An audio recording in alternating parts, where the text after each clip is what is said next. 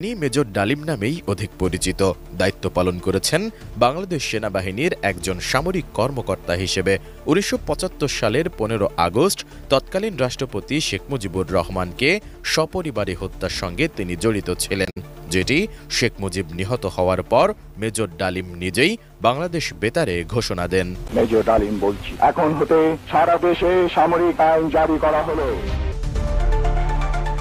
১৯৭৫ পরবর্তী গণপ্রজাতন্ত্রী সরকার তাকে বিদেশে বাংলাদেশি দূতাবাস পদে নিয়োগ দেয়। পরে আওয়ামী লীগের শাসনকালে শেখ মুজিব হত্যা মামলায় মেজর ডালিমকে মৃত্যুদণ্ডাদেশ দেওয়া হয়, কিন্তু তার আগে থেকেই আত্মগোপনে চলে যান তিনি।